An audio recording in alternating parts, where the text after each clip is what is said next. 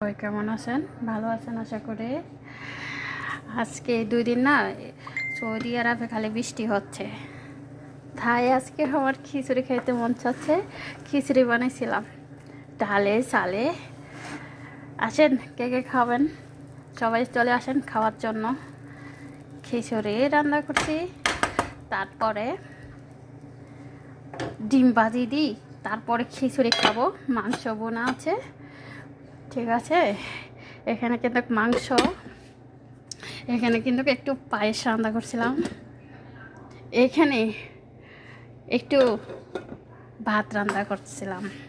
যারা যারা খাবেন অবশ্যই চলে আসবেন, ঠিক আছে।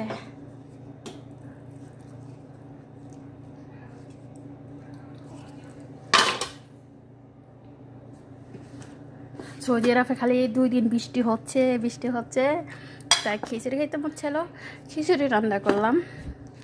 যারা যারা খাবেন চলে আসিয়েন, ঠিক আছে।